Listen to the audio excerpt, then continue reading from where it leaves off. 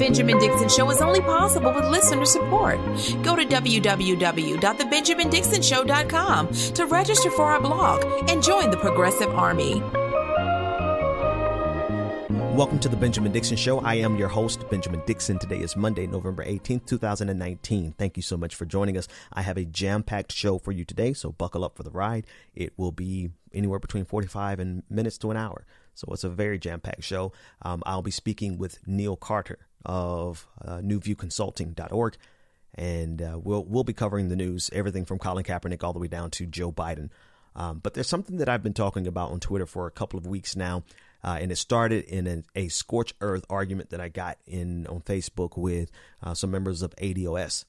And at that moment, it dawned on me that something is going to be an unfortunate truth, an inconvenient truth, that in America, you have just about every single one of us have had someone die because of inadequate healthcare coverage.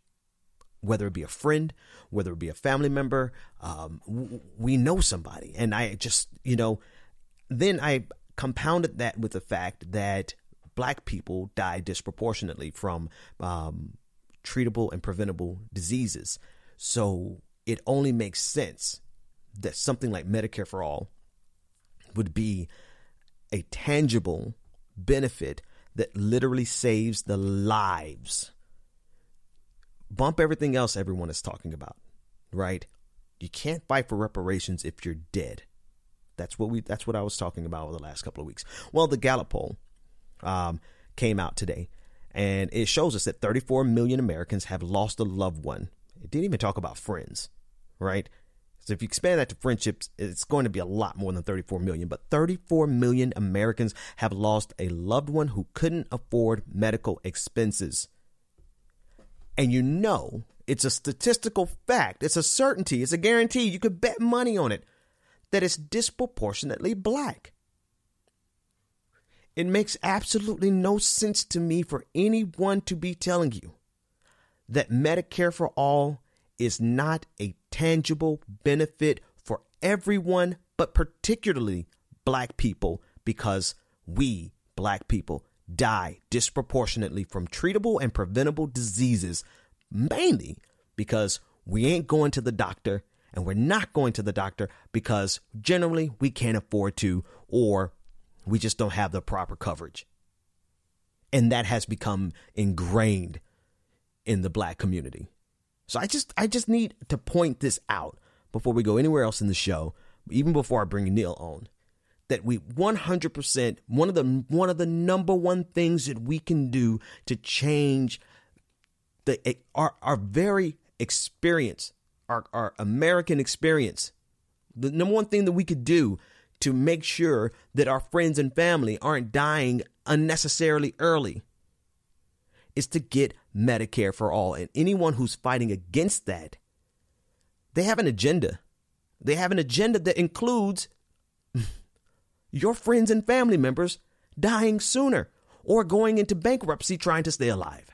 We're literally at a juncture in American history where we can make one decision that will change the course of our country in a very tangible way, in a way that literally benefits. I mean, everyone who's fighting against it, once this is in place, of course, you're going to have capitalists who are going and people from the healthcare industry who are going to always fight against it. But the majority of Americans, the vast majority of us, will not even understand how significantly this will impact us in a positive way until we find ourselves with an unexpected sickness and able to go to the hospital and get treatment and walk out without owing a bill and without going into debt or without the fear of going in because it's there. It's there for us to use to stay alive. Now, I have a serious problem with Elizabeth Warren now because now she's backtracked. She's going down the same route as Pete Buttigieg, and she's talking about a slow transition, 3 years transition to Medicare for All, which honestly does nothing but gives the healthcare industry time to make sure that it never happens. There's only one candidate, and listen, I'm not throwing all my weight behind Bernie Sanders. I'm throwing all my weight behind Medicare for All. That's it. And he's the only candidate who is going to get out there and fight for this the way it needs to be defended and fought for. That's it. And we have, and not even, it's not even about Bernie Sanders so much as this ultimately backwards mentality and talking point that is being forwarded by people, so-called black radicals, looking out for the black community. And they're completely ignoring the fact that while they're chasing after reparations, fine, we need reparations, we should get reparations, but you do not sacrifice the lives of your loved ones and your friends. Literally, people are going to die. And we can fix some of it. We can't save everybody. We'll never save everybody. But just think about this. Someone who's telling you that Medicare for All is not a tangible benefit for the black community because it's not specifically for the black community. You pause and think for yourself. Can you afford to lose a loved one when they could have gone to the hospital, but you lost them? They died because they could not get coverage, or their coverage was insufficient, or their copay was still too high. Their deductible was still too high. And then you tell me whether or not Medicare for All is a tangible benefit for the black community and for everybody.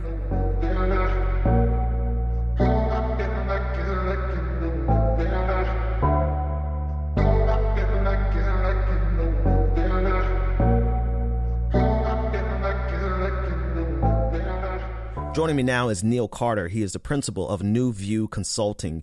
It is the first black disabled-owned political consulting firm. Neal, thanks so much, man. You reached out to me, and I'm glad that you did, and I'm really excited about having you on the show. Thanks for coming on. Thank you, Ben. I'm really excited to be on the show. Your show is one that I've been following since it started. Oh, wow. And I'm really excited that I get the opportunity to kind of chop it up with you a little bit on the news of the day, I guess. Yeah. And you know, what's great about this is that,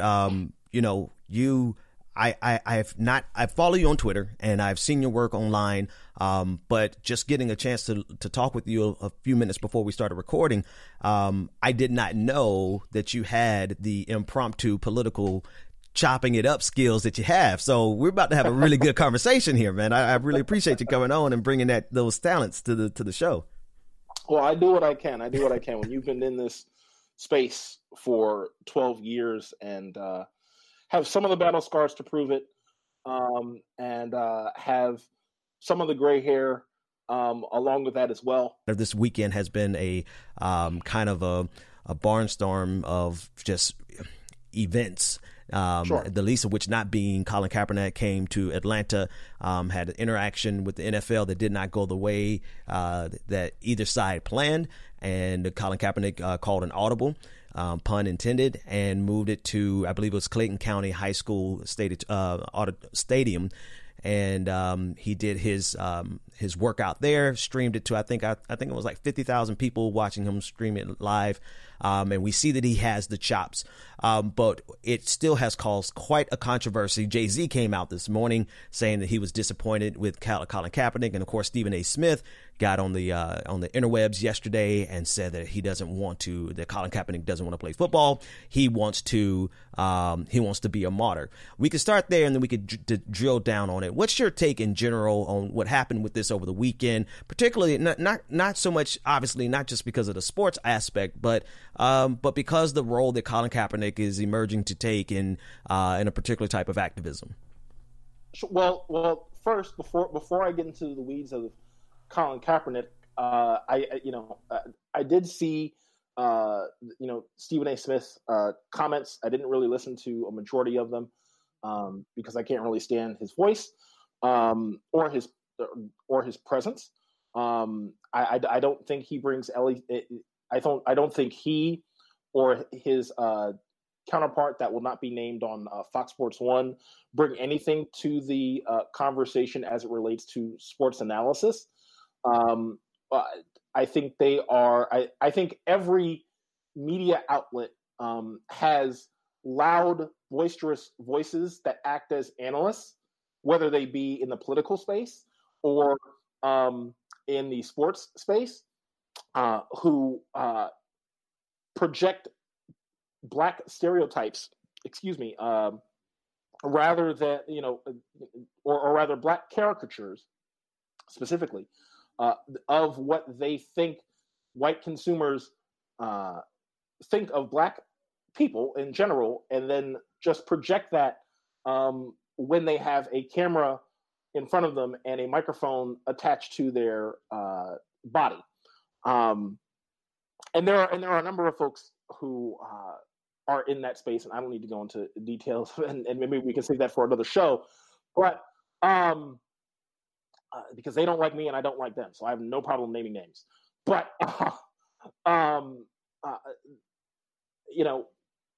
Colin's situation is interesting because there are multiple facets to it. And we kind of touched on this prior to the beginning of the recording, that I think he has a passion to play the game. Truth be told, I haven't really been watching heavily, and I wasn't even watching heavily prior to his protest, because my issue with the NFL as an organization as a whole, they've kind of, as much as they invest in the corporate kind of rebranding of breast cancer awareness, they've kind of done the opposite as it relates to domestic violence by consistently hiring and rehiring domestic violence abusers and sexual violence abusers as well. Like, they don't even acknowledge Domestic Violence Awareness Month at all, but they are all pink everything during Breast Cancer Awareness Month because they are invested in the corporate side of it. So when we talk about Colin Kaepernick's situation and the overall protest by a number of consumers who originally were watching and now are not, I think, like I said, I think he has a passion for the game. I think at the same time, he has more passion outside of the game with all of the projects that he is doing related to Black Lives Matter organizing and other organizations, other like-minded or not like-minded organizations that are still involved in investing in Black organizing to whatever degree. It seems to me like he is more invested in those projects more so than football. And he was just kind of showing scouts, yeah, I can still play at any time. It's you guys who are stopping me from playing. And that's a huge thing, man. That's a damning statement about the league. Like, two things that you just juxtaposed: the fact that they do allow sexual abusers to play football. They do allow domestic violence, players who commit domestic violence to play football. And here there are several teams that absolutely need this guy, and yet the fact that they're afraid. I think it was Jamel. What is Jamel from she used to be it's Jamel Hill. Jamel Hill. Yeah. She said it. She was like, they're just cowards. They're afraid to stand up to the president because they know the president will make an issue of this. But that just shows you like the role that this issue plays. And you just put those things side by side, right? And it just shows you that in a system like we have, like, you could blame it on capitalism, which we can, and you also can blame it on white supremacy, but they would rather have a losing team than to confront the issue that's underlying this. But it's funny that you actually kind of echo something that Stephen A. Smith said, but not as disingenuous. Obviously, Stephen A. Smith was just playing a role, like you kind of described. He loudmouth microphone. He's going to play a role. But he said that that Kaepernick wants to be a martyr, not play football. You said that Colin Kaepernick has more of a passion project outside of football, but he's showing that he's capable of playing football. Do you think that he really? Do you think, one, that does he need to play football anymore? I know he got that settlement, so is it a question of needing the work, or is he just making the statement, which is why this is the last caveat or the last addendum I put to this. Jay-Z being all upset. I think Jay-Z was trying to get some publicity out of this because he got hit hard when he, sold out in many people's estimation and made this deal with the NFL. And Kaepernick kind of changed the entire narrative and said, no, I'm going to do this the way that it needs to be done in his estimation. And based on how he did it, I have to agree with your estimation that it's more important for him to be true to what he's really passionate about, which is his activism outside of the NFL, than it was to conform to what the NFL was trying to put on him. Oh, for sure. I think he, first of all, I think, Sean Jay-Z Carter is a hypocrite. From multiple reasons, if not this whole NFL situation, not just his recent quote as it relates to Colin Kaepernick, but even from a grander standpoint with the deal that he made, despite the fact that several months prior, he and his wife did a pretty, a very popular song. And one of his bars in that song, there are several bars in that song, he spoke specifically about how anyone who takes deals with the NFL is a clown, basically. And then he goes ahead several months later and does the same thing. Like, he literally calls Roger Goodell a clown for years and then does the exact opposite, despite the fact that his wife made millions of dollars appearing at the Super Bowl twice. So I do think, I'll just reiterate, I do think Colin, with the settlement, I mean, he is already investing some of that settlement money into organizations in marginalized communities like Flint that still is without fresh water, like Baltimore that has schools crumbling, like Detroit, who also has schools crumbling, and both Detroit and Baltimore have carbon monoxide problems in their school buildings. I mean, he's investing in those schools and investing in projects that affect marginalized people specifically, rather than kind of commodifying his ability, in my opinion, and kind of just forcing himself to just be associated with a organization in the NFL that doesn't really uphold his belief structure anymore. And I fully support his, the narrative behind moving on in what he's done, and kind of saying, I can still play at any time, but the NFL owners, who many of whom have invested in not just the Trump administration, but other ALEC-funded corporate structures and campaigns, and specifically elected officials, have thereby and some of the things Colin has spoke about. I mean, Colin is honestly, in a way, using the NFL the same way the NFL is trying to use Colin, right? Right now they have this twisted relationship with each other. And Saturday, I think, is the best way to view it. Is like the NFL needs to get this Colin Kaepernick issue out the way, so they get Jay-Z try to push for this on Saturday. But for Colin, he's like, listen, if I play football again, fine. If I don't, who cares? I'm doing what I really am passionate about at this point.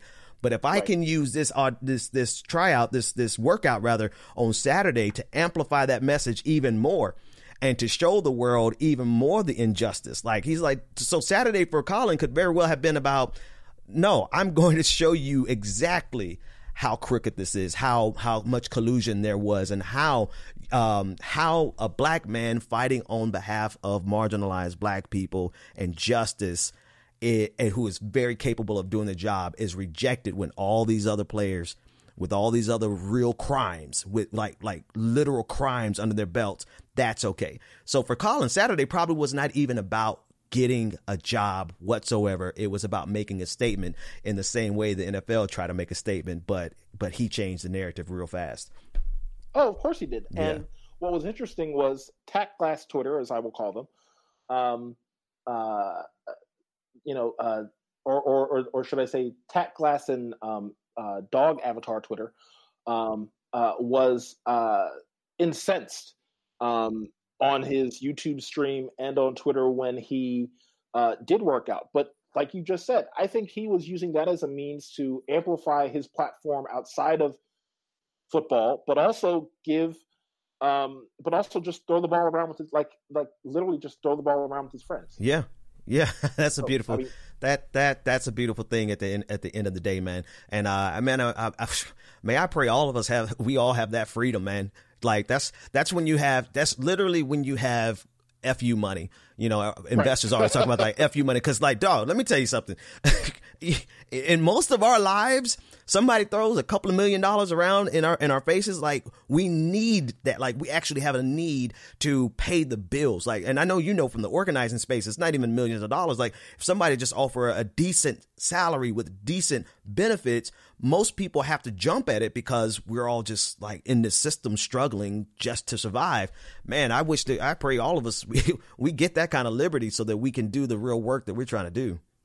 Being a black leftist who hates capitalism in a capitalistic country that is not changing anytime soon. Like as much as I would love for Bernie Sanders to be, or any left-leaning candidate, left of center candidate who has any kind of socialist praxis at all in their kind of political structure would be elected. It's not like they get elected and we have a socialist utopia. That's just not going to happen because we have too many capitalist structures in place that would attempt to topple that. Right? Absolutely. While I would love for that utopia to exist, it's not happening anytime soon. And anyone who wants to challenge me on social media or wherever else can do so. Yeah, we got to work. We got to eat, man. We got to pay these bills. But it is a struggle. Being someone who is black and who has leftist, leftist belief systems and morals, in a capitalistic structure, in a capitalist country, in the seat of capitalism. Like we're in the seat of empire and the seat of capitalism. Go to www.patreon.com/The BPD Show and support the Benjamin Dixon Show. Well, all right. You know what time it is. At this point in every show, we take a minute to welcome and thank all of our newest patrons without whom you would not be hearing my voice right now. So, special shout out to Tay Scott. Thank you for becoming a patron. To the Adjunct Anarchist. Thank you for becoming a patron. Special thank you to Ashley for becoming a patron. And most recently, Benjamin B. Great name, brother. Thank you for becoming a patron just over an hour ago at the time I'm recording this. Now, we are at 306 patrons, but I only have 4 new names. So that means that there are at least 2 of you who are former patrons that came back. First of all, thank you. Second of all, Patreon, I need you to get on it. Like when people come back, I need to see their names and saying, hey, welcome back. You know, they don't do that. So I don't know who those 2 mystery patrons are who used to be a patron and now you've come back. So if you would, hit me up on Twitter so I can thank you appropriately. And then again, patreon.com. I need you to get that together. Okay, we're going to go back into the conversation with my friend Neal Carter. Let's rock.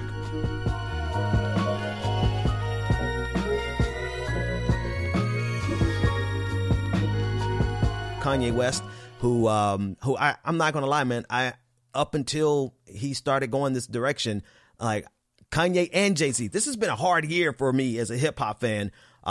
Because my favorite song and favorite video is Otis. And that's with Jay-Z and Kanye West riding around. I guess it was a Bugatti that they took the top off of. And it's like, you know, Jay is chilling. Ye is chilling. What more can I say? That's like the epitome of what I love about hip hop. And I can't listen to either one of them anymore. And now Jay-Z is, Jay-Z with Colin Kaepernick, obviously, but Kanye West went to Joel Osteen's church yesterday. I think Kanye West, whether he knows it or not, I think he has a cultish type of following that he's trying to spread around the country. Yesterday, he said he's at Joel Osteen's church, that he's the most creative, talented person God ever created, and the audience just laughed, ha ha ha ha ha. In a way, not in a way, but very directly, he is bringing right wing politics back into the church, using the church to spread the message of Donald Trump, using the church to spread the message of conservatism and patriarchy and all the problems that we have. And yet here he is free to just because of his celebrity to go into the biggest platforms, and none of these preachers are challenging him. I never expected Joel Osteen to challenge him, but he's still popping up in black churches as well. I know one church he won't go into, and that's Alfred Street Baptist Church. And Pastor Wesley will, I'm sure, come on your show and agree with that. But I think Kanye has done a significant. Well, first I'll say that Kanye's dealing with multiple situations. Or really, that whole situation as a whole has multiple facets to it. Mm-hmm. There is unchecked and undiagnosed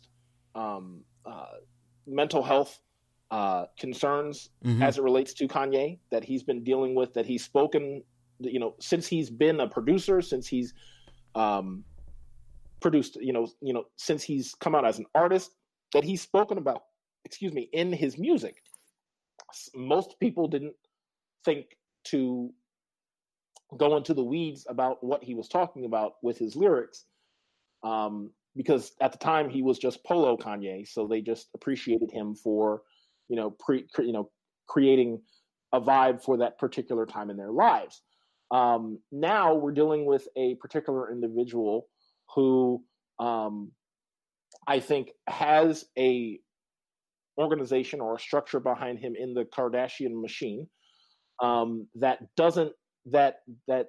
kind of sees him as a piece to their larger, kind of empire to try to solidify themselves as not just a media conglomerate, but also just a general influencer in general in multiple spaces, right? And what ends up happening is,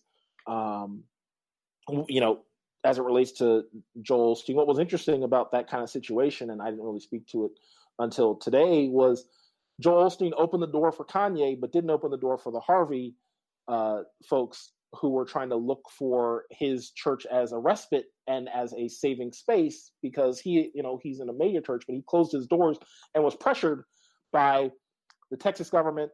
And it wasn't until he was pressured by on social media and by Texans in general before he opened his doors. You tweet that because you need to tweet that so I can retweet that one. That's he opened his doors to Kanye West, but not for the Hurricane Harvey victims. Man, right. So what's interesting about the Kanye's kind of church tour, as I will call it, is he is going to mega churches with particularly conservative pastors, be them black or white, and speaking to parishioners, as I'll call them, who may not necessarily believe all the things that he is saying in terms of his conservative beliefs. But I don't think Kanye as an individual or as an artist understands that he is a pawn in not just the Kardashian machine, but also the Trump machine as well. And they are working kind of not in tandem with each other, the Trump machine and the Kardashian machine, but they are kind of working against black political and just black empowerment in general.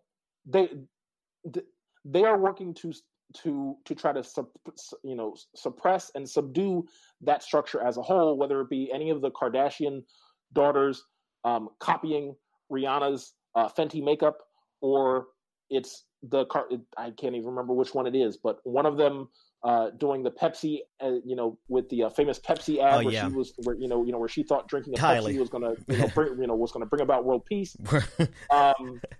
Whether it's Kim Kardashian investing in so much more money in her looks to try to be a Armenian version of Sarah Bartman, who I don't have to go into the history of Sarah Bartman, but I'm sure your listeners know exactly who I'm talking about, and the history behind Sarah, and the kind of negative impact that what and the historical impact of what happened to Sarah, and how the medical industry as a whole treats Black women in particular, of any size. So, just kind of going back to Kanye, because I didn't want to go too much off a tangent, but I think Kanye doesn't recognize that he is a pawn in this situation. And to a grander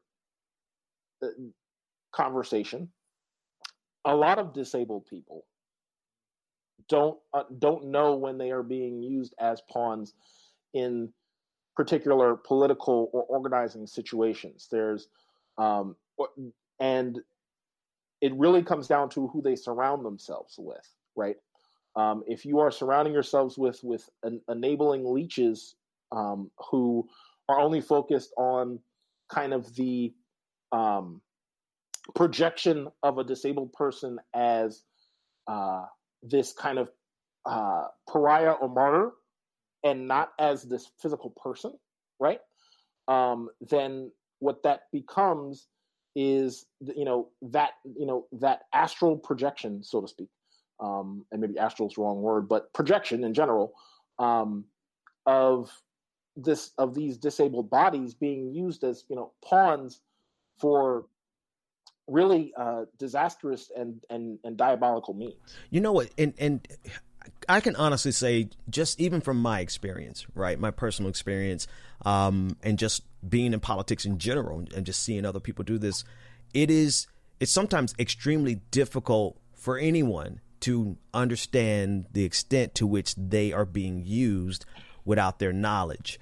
And it's hard to really get a grasp on that is happening, because this is what makes, and I don't want to go too much into I don't want to go too far on a tangent, but this is what makes infiltrators so particularly insidious, because infiltrators, operatives, they know exactly how to get you to respond in a certain way, to get you to change your opinion just ever so slightly, or to adjust your language ever so slightly. Like, they're masters of this, and it takes a healthy environment. It takes the ability to understand who you are, and people who used to know who you are, right? Some grounding. It takes some serious grounding to be able to weed through people who try to manipulate you, and to actually be able to identify, particularly in this political space, when people are there to use you and you're nothing more than a pawn in their game. It takes some serious grounding, and I'm confident that not only does Kanye West not have that grounding, he's not around people he's around people who would tear that grounding down just so that they can keep using him. Right. And exactly. And I think when he is ill-equipped, when he and Jim Brown did that White House visit, and Jim Brown didn't say a thing, and Kanye, he literally didn't say a thing when the cameras were on, but Kanye was pontificating about Donald Trump being a father figure to him and so many other things. Like, that is someone who is crying out for help.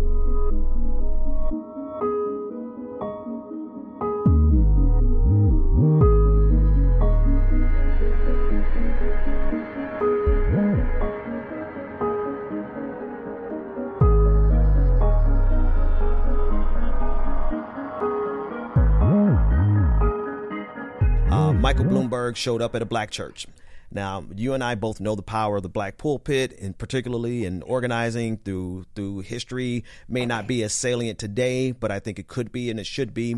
Michael Bloomberg clearly knows the impact of the black pulpit, because he showed up, I believe it's Christian Cultural Center in New York. The pastor's name escapes me. I used to be a fan of his work, but he showed up to apologize. And I'll play the clip for the audience, but they showed up to apologize for stop and frisk, which at one point more black men were stopped and frisked in a course of a year than there is a black male population in New York City. So this shows you just how concentrated the problem was. And now he's running for president. He showed up to apologize. I mean, it's kind of an open and shut case. But the question is, not only what do you think about this apology, but do you think anyone is buying it? Well, I'll say this. I think it was interesting that not even an hour after Bloomberg was on the pulpit, Al Sharpton went on Twitter and said, acknowledged his apology, but also highlighted what a detriment it was. And now I guess I'm waiting for the reach out from the Bloomberg campaign to the Sharpton team to have that meeting at Sylvia's that all the other white candidates seem to do, as long as they take that picture at Sylvia's, which I'm going to be real, Black people don't go to Sylvia's anymore. We don't go to Sylvia's anymore in New York. We just don't. And just like in D.C., Black people don't go to Ben's Next Door all the time, or rather, Ben's Chili Bowl. We go to Ben's Next Door. It's for specific reasons, for specific gentrifying reasons. Yeah. Right. Yeah. So that's first.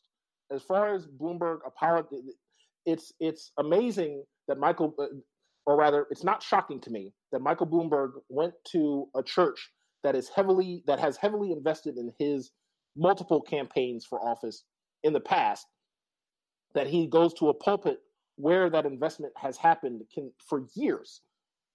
It shouldn't be a shock to anyone who unearths that investment to his campaigns.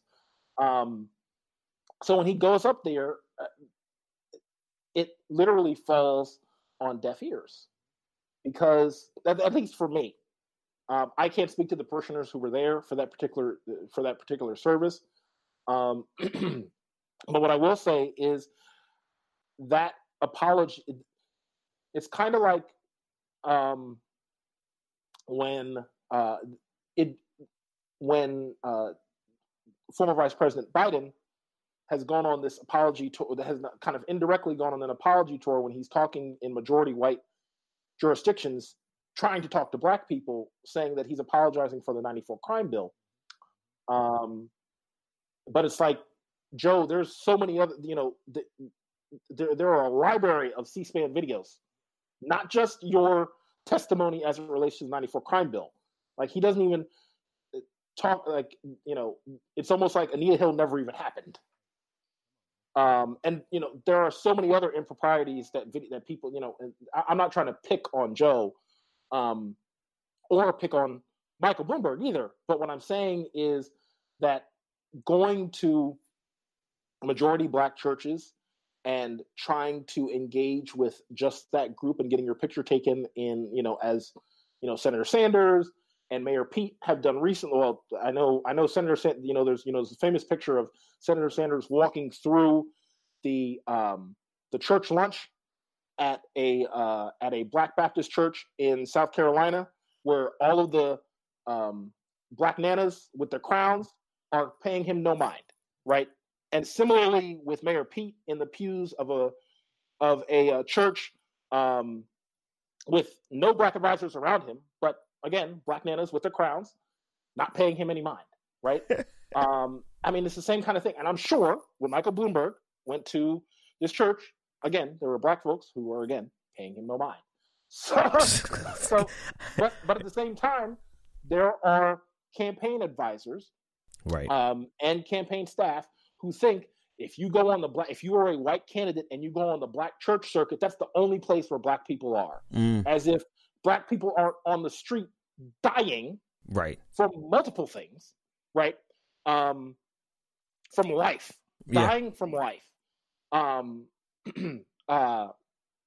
And they are being ultimately ignored. Like the amount of homelessness attached to where mega churches end up, non-reinvestment of those Black mega churches too. Yeah. curb homelessness. Yeah, right.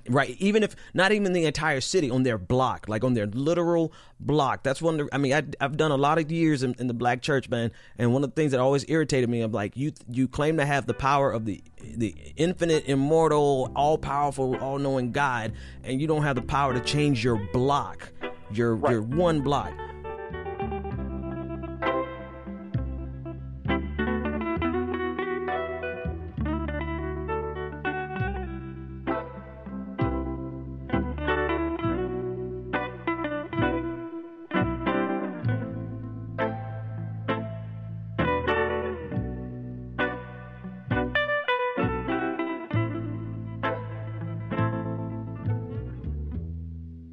A brother who I went through a mentoring program with, and I'm going to shout him out, and I'm going to shout out his what he does, because I am invested in it, and it's something I believe in.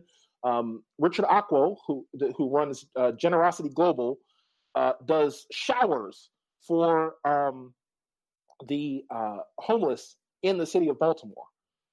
He's taking a hiatus during the winter months, but every year he literally takes a bus that has 12 showers on it. So they get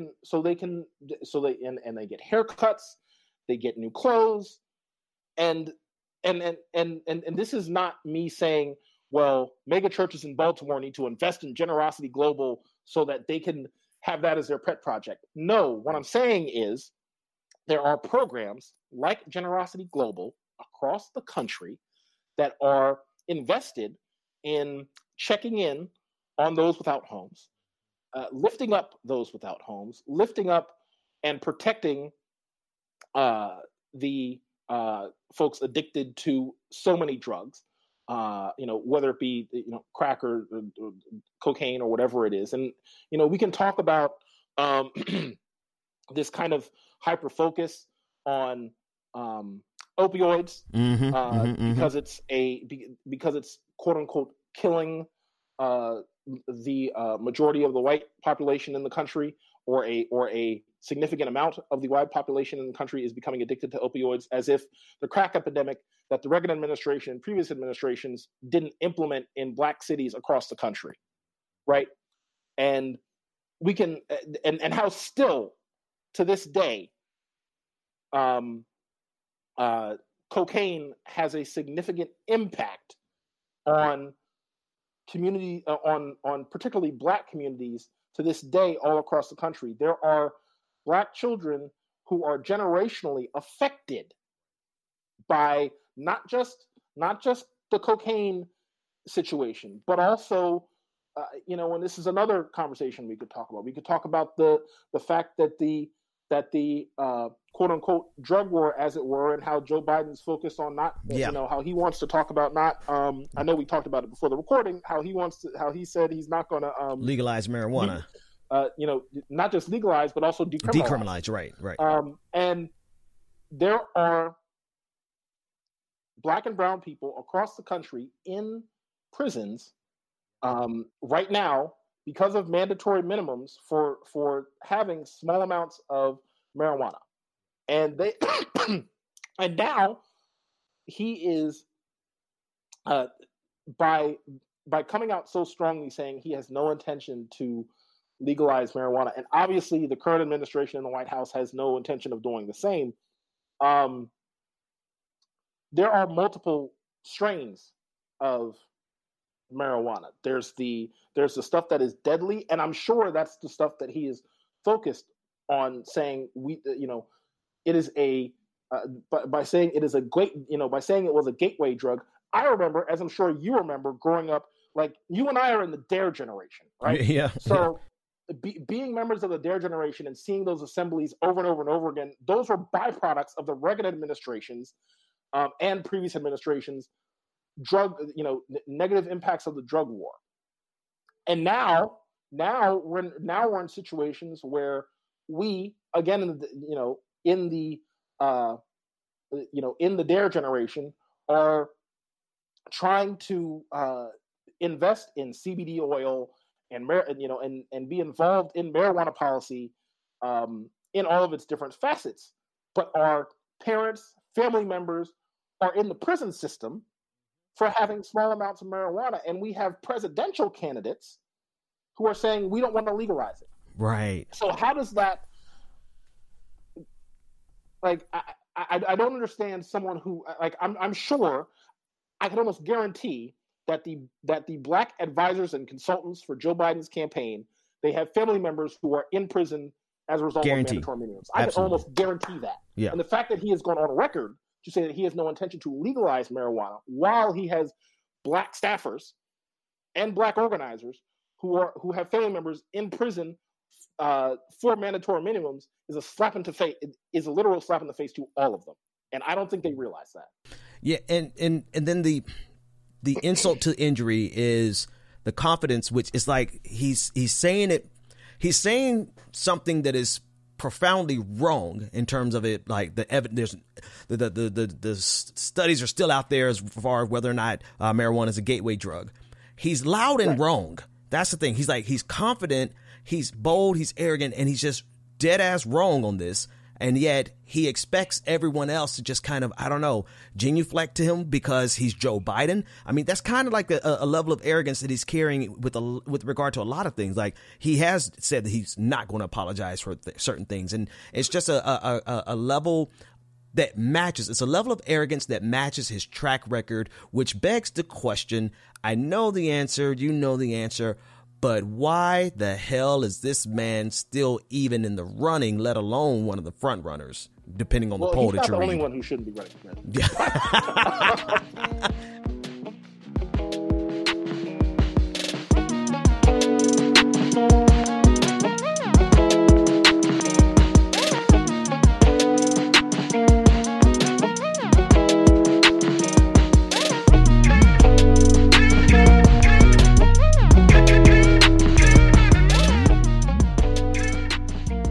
Hey, man, listen, thanks so much for joining me, man.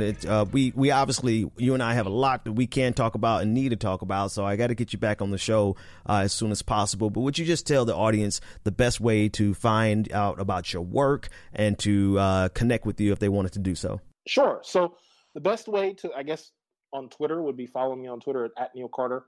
You can follow my firm at NuView Consult, and that's NUVIEW Consult.